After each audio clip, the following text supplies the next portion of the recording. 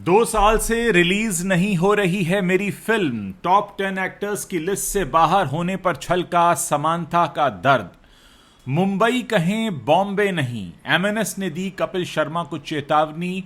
Show पर आए celebrities भी लेते हैं गलत नाम। नेगेटिव लोगों से परेशान हुए करण जौहर, किया क्रिप्टिक पोस्ट। खबरों में आगे बताएंगे आपको अल्लू अर्जुन की बिल्डिंग पर मंडराया बुलडोजर का खतरा। अवैध निर्माण के मामले में फंसे एक्टर, नगर निकाय से मिला अल्टीमेटम और शाहरुख दीपिका को हाई कोर्ट से मिली बड़ी राहत। अदालत ने जांच पर लगाई रोक। नमस्कार दोस्तों, आप देखना शुरू कर चुके हैं Bollywood top 5 controversies of the day, यानी वो खबरें जो इस वक्त सोशल मीडिया ट्रेंड्स बनी हुई हैं। तो चलिए अब इन्हीं खबरों को आपके सामने विस्तार से रखते हैं। South Indian actress Samantha Ruth Prabhu autoimmune बीमारी मायोसाइटिस से जूझ रही हैं। धीरे धीरे वो रिकवर भी हो रही हैं। उनकी बॉडी में एक्सरसाइज और डाइट से वो स्ट्रेंथ भी ला रही हैं। हाल ही में समांथा एक इवेंट अटेंड करने के लिए राजधानी दिल्ली पहुंची थी। समांथा ने बताया कि वो फिल्म इंडस्ट्री का हिस्सा जरूर हैं, लेकिन किसी रैट रेस का पार्ट वो नहीं है। टॉप फिल्म में भले ही कितना भी कलेक्शन कर लें, समांथा को इससे कोई मतलब नहीं है।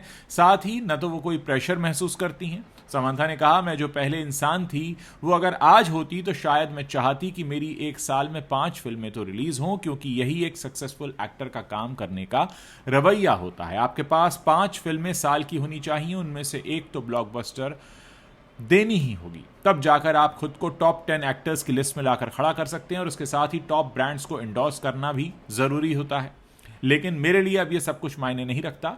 मेरे पिछले 2 साल से एक भी फिल्म रिलीज नहीं हुई है। मैं टॉप 10 एक्टर्स की लिस्ट में आने को लेकर बिल्कुल भी बेताब नहीं हूं, इच्छुक नहीं हूं। मेरे पास कोई 1000 करोड़ कमाने वाली फिल्म भी नहीं है, पर मैं इन सब के बावजूद बहुत खुश हूं। इतनी कि शायद आज से पहले कभी खुशी मैंने महसूस की ही नहीं है। दोस्तों, सालों पहले बॉम्बे को, जिसे हम आज मुंबई कहते हैं, उसे आधिकारिक रूप से मुंबई नाम दे दिया गया था। इसके बावजूद comedy show the Kapil Sharma show में अभी तक बॉम्बे का जिक्र होता रहा है।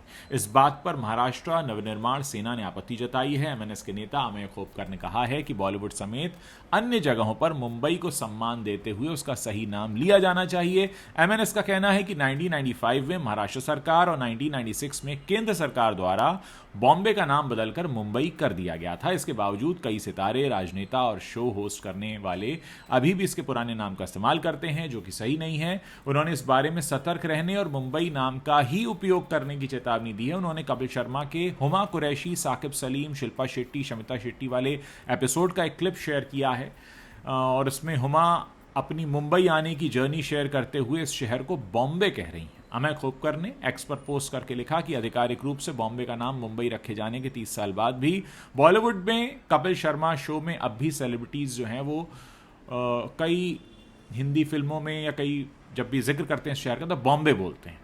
महाराष्ट्र सरकार और केंद्र सरकार ने 1995 और 1996 में आधिकारिक मंजूरी दे दी थी।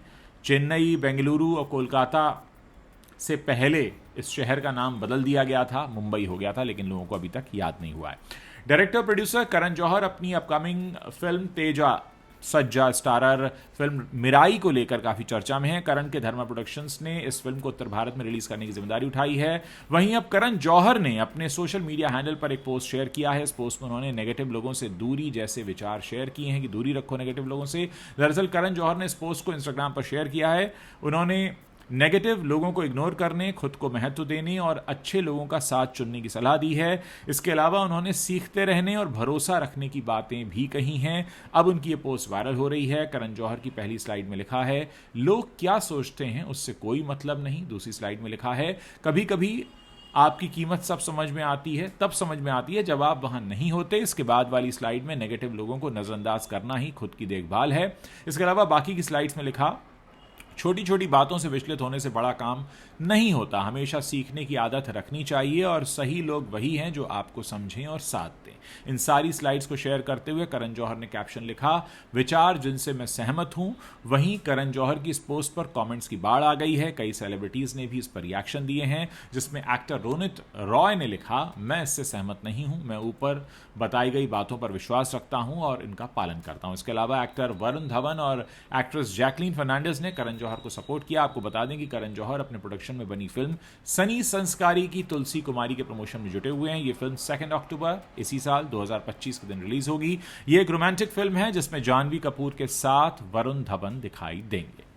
तेलुगु सुपरस्टार अल्लू अर्जुन अपनी बिल्डिंग को लेकर विवादों में घिरे नजर आ रहे हैं। तेलंगाना की राजधानी में ग्रेटर हैदराबाद नगर निगम ने उनके परिवार को कथित तौर पर अवैध निर्माण के लिए नोटिस भेजा है। यह पूरा मामला अल्लू अर्जुन के हैदराबाद के जुबली हिल्स इलाके में रोड नंबर 45 पर स्थित अल्लू बिजनेस पार्क बिल्डिंग से जुड़ा हुआ है।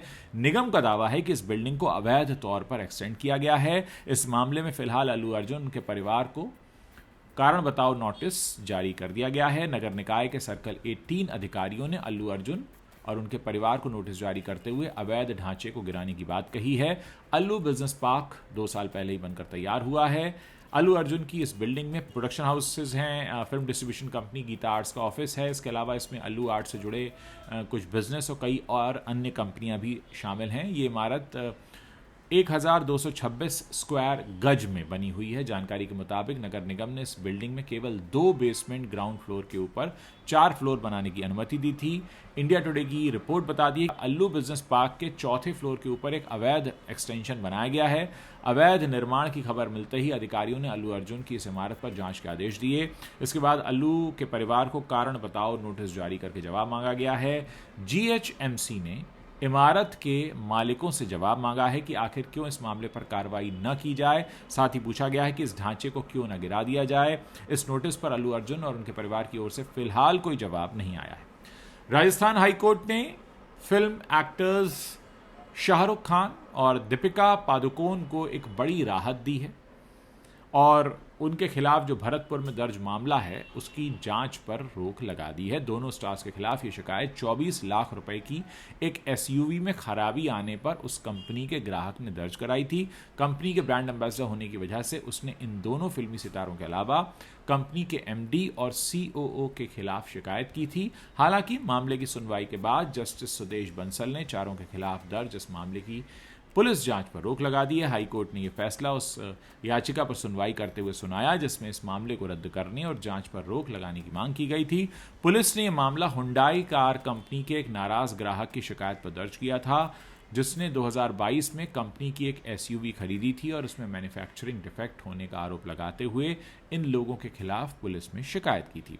इस बारे में जानकारी देते हुए वकील संजय कुमार ने कहा, बुधवार को पहली सुनवाई में विस्तृत दलीलें सुनने के बाद अदालत ने जांच पर रोक लगाने का आदेश दिया। अगली सुनवाई 25 सितंबर को होगी। सुनवाई के दौरान कंपनी का बचाव कर रहे वकीलों ने कोर्ट से कहा कि इस मामले में शाहरुख खान और दीपिका पादुकोण पर कोई स्पष्ट आरोप नहीं है। उन्होंने सिर्फ कार का विज्ञापन किया था। इसके अलावा हर वाहन का प्रदर्शन उसके चलाने के तरीके पर निर्भर करता है। शिकायतकर्ता को कार को लेकर कोई शिकायत थी भी तो इसमें कोई आपराधिक मामला तो नहीं बनता है। शिकायतकर्ता इसे उपभोक्ता अदालत में परिवाद दायर करके चुनौती दे सकता था। इसके बावजूद भी उसने थाने में आपराधिक मामला दर्ज करा दिया। साथ ही उन्होंने बताया कि शिकायतकर्ता ने वाहन खरीदने के बाद अगले 3 सालों में उसे करीब 67,000 किलोमीटर चलाया और इसके बाद इस शिकायत के आने पर एफआईआर दर्ज कराई।